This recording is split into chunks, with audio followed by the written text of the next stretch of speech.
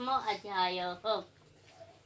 इस प्रकार भगवान के वचनों को न समझकर अर्जुन बोले, हे पुरुषोत्तम, वह ब्रह्म क्या है, अध्यात्म क्या है, कर्म क्या है, अधिभूत नाम से क्या कहा गया है और अधिदेव किसको कहते हैं?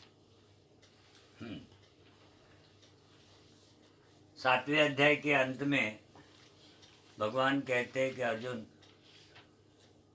जो मेरे परायण होकर के, अब मेरे परायण होकर के माने निष्काम कर्म योग में आकर के, जब आप निष्कामता को प्राप्त होते हैं तो आप भगवान के परायण हो जाते हो अपने आप ही, क्योंकि आप संसार से कुछ चाहते नहीं हो।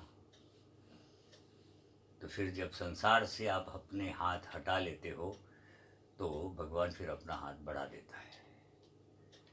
हाँ, तो उसको कहते हैं मेरे परायण होकर के, अनन्य प्रेम से मेरे परायण होकर के। जो योगी जरा और मरण से छूटने के प्रयास करते हैं, जरा और मरण, बुढ़ापा और मृत्यु।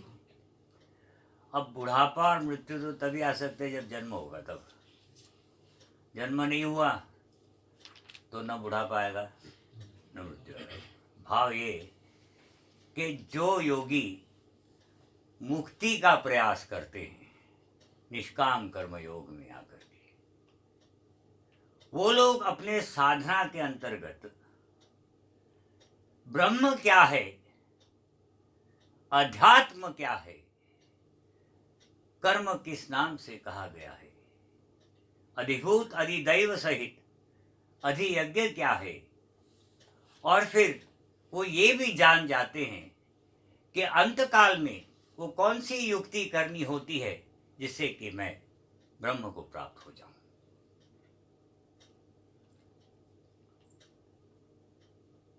अब अर्जुन के मन में, क्योंकि जो सुन रहा हो ना विद्यार्थी, उसके अंतकरण में ये बात तो जरूर आएगी कि ये जो शब्द हम सुन रहे हैं इनसे कि ब्रह्म क्या है,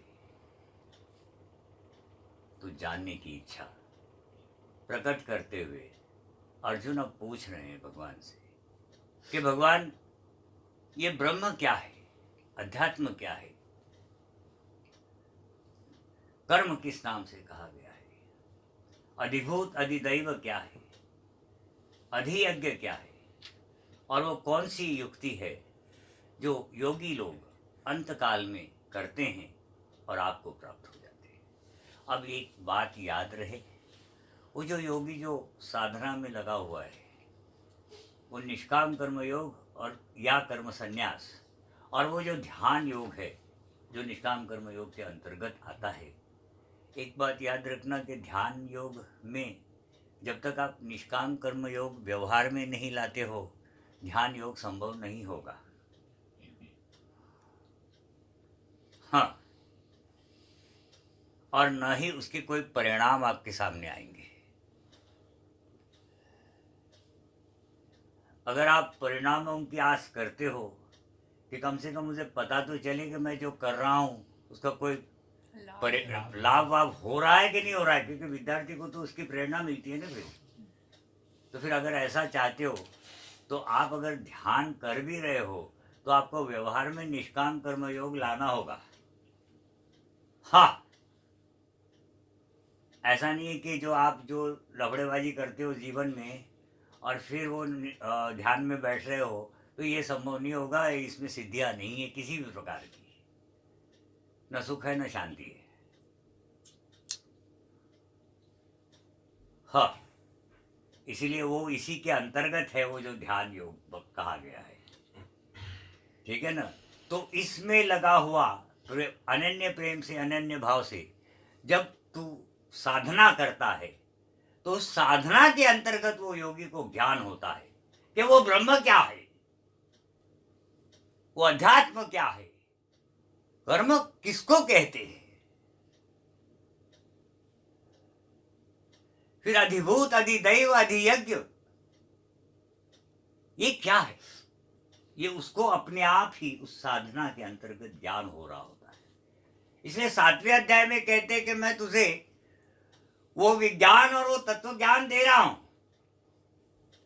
पर वो तो समझा रहे हैं, और वो जो निष्काम कर्म योगी वो उसे उसका अनुभव कर रहा है। ये यहां अंतर है। बात समझे ना? अर्जुन तो मात्र सुन रहे हैं, भगवान सुना रहे हैं, पर वो ज्ञान नहीं, वो जानकारी है। जब वो साधना में आएगा और फिर उसका अनुभव करेगा उस ज्ञान का, तब जाकर के उसको वो ज्ञान होगा।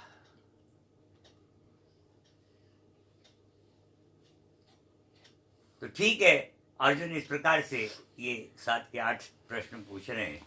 अब इसका उत्तर ठीक है भगवान के आगे से। और हे मधुसूदन, यहाँ अधियज्ञ कौन है और वह इस शरीर में कैसे है, तथा युक्त चित्त वाले पुरुषों द्वारा अंत समय में आप किस प्रकार जानने में आते हैं?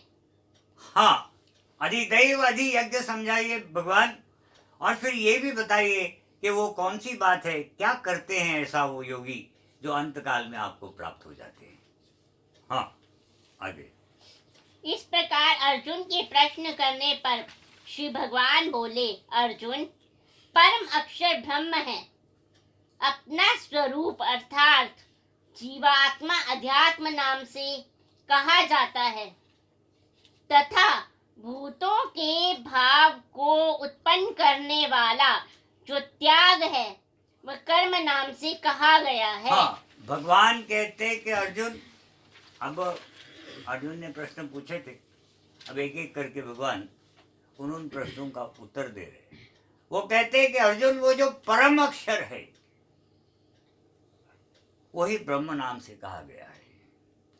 अब परम अक्षर, अक्षर जिसका अक्षर नहीं होता, जिसका क्षय नाश नहीं होता, वो परम माने अति शुद्ध, वो ब्रह्म नाम से कहा गया है। ठीक है ना? और ये जो जीवात्मा है, हर प्राणियों के शरीर में स्थित, माने वो जो पर प्रकृति 7वें अध्याय में भगवान ने जो बताई,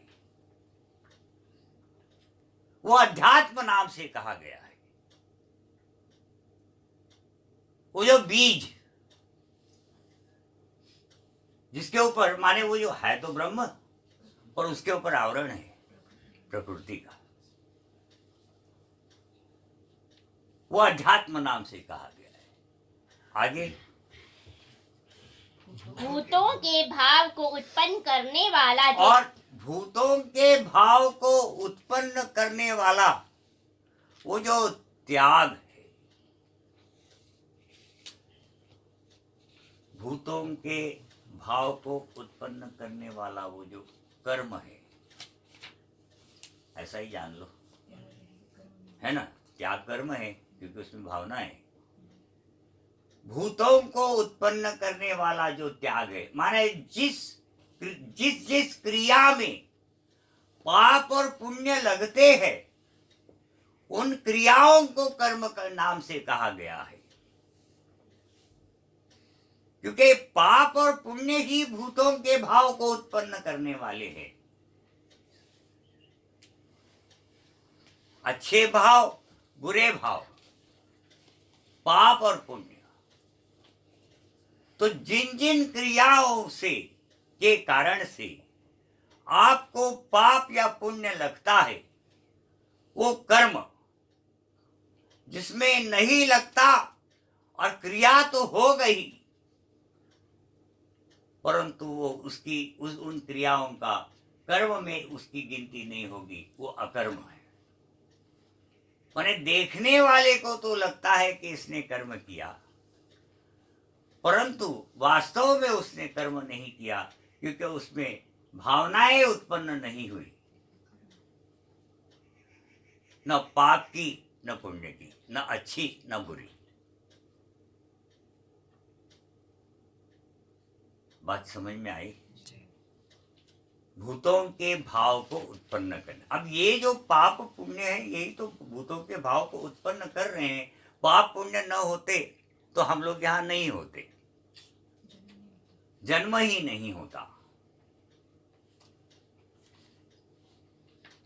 ठीक है ना? बात समझ में आई कि नहीं आई? जी। हाँ, इसको समझ लेना ठीक से। लास्ट अच्छा, एक मिनट, क्षर को चेतन लेंगे या नाश वाला? किसको? ये जो अक्षर है ना, इसमें क्षर। अक्षर अक्षर हम्म, तो अक्षर अक्षर अक्षर जीवित है, अक्षर लाइव हाँ, है। चेतनता आएगा ना, फिर अक्षर लाइव है। यही बात। ऐसा ना, एक ग्रंथ है, हमने जो आपको उदाहरण दिया था कि एक ग्रंथ है, मान लो उसमें कुछ लिखा ही नहीं है, कोई अक्षर ही नहीं है, तो मरा हुआ है, उसको कौन देखेगा? जो धूल पड़ी रहेगी। अक्षर के कारण जीवित है वो। जैसे उसमें अक्षर लिखे जाते हैं उसमें जीवन आ जाता है, पर प्रकृति, और वो अपर प्रकृति वो जड़ है। हाँ।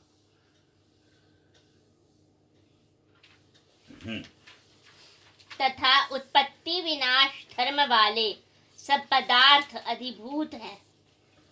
उत्पत्ति और विनाश वाले सारे पदार्थ जो संसार में दिखाई पड़ते हैं, जिसको फिजिक्स में आप मैटर कहते हैं, ठीक है ना? तो उसको क्या कहते हैं? अधिभूत। अधिभूत, ठीक है ना? ये अधिभूत माने मैटर जी, जो उत्पन्न हो करके और फिर उनका विनाश हो जाता है। हिरण्मय पुरुष अधिदेव है। हिरण्मय पुरुष माने ब्रह्मा जी, ब्रह्म और ब्रह्मा। हाँ, याद रहे, ब्रह्म और ब्रह्मा। अब ये जो हिरण्मय पुरुष है ये अधिदैव है। ये ब्रह्मा जी को अधिदैव कहा गया है, माने देवों के अधिष्ठाता देव।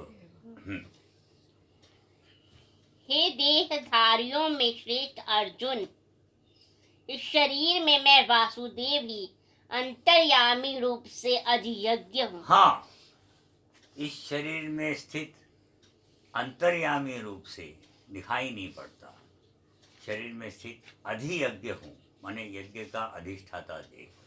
माने कहने का भाव ये है कि जब जब तुम कर्म करोगे वहाँ वो यज्ञ होगा।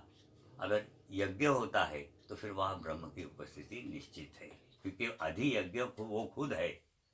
हाँ, वो यज्ञ का अधिष्ठाता देव वो है। हाँ।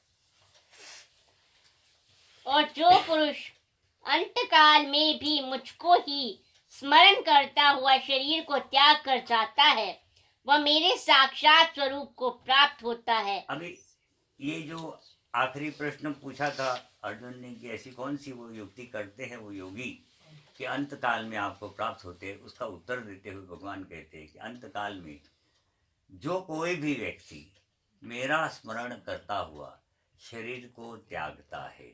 अब याद रखना, ये एक मुक्ति का मार्ग है, सीधा साधा सिंपल है ना?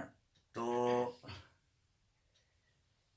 इस मार्ग में न तो उत्तरायण देखा गया है, न दक्षिणायन देखा गया है, न रात न दिन, न कुछ भी नहीं। जिस समय में भी, जिस काल में, जिस मुहूर्त में वो मनुष्य शरीर त्यागता हुआ अगर भगवान का स्मरण कर जाता है तो वो भगवान कहते कोई डायरेक्ट सीधा मुझे ही प्राप्त हो जाता है। इसमें किसी प्रकार का कोई संशय न रखे।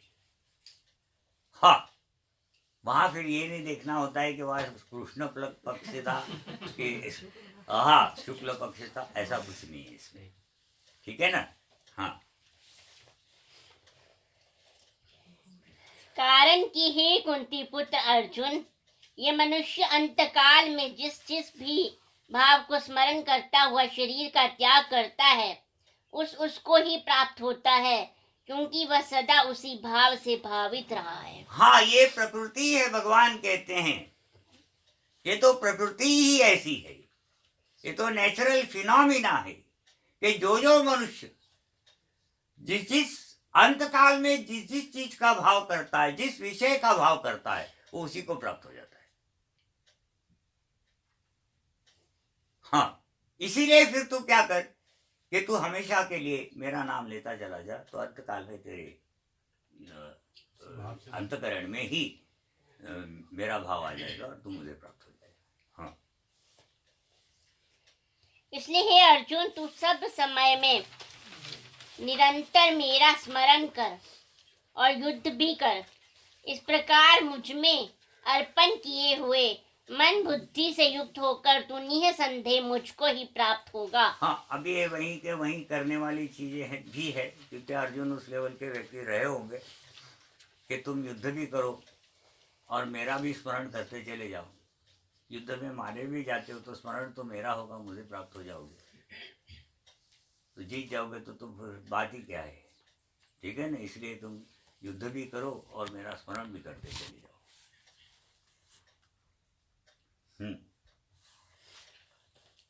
और हे पार्थ, ये नियम है कि परमेश्वर के ध्यान के अभ्यास रूप योग से युक्त दूसरी ओर न जाने वाले चित्त से निरंतर चिंतन करता हुआ मनुष्य परम प्रकाश स्वरूप दिव्य पुरुष को अर्थात परमेश्वर को ही प्राप्त हाँ, होता है।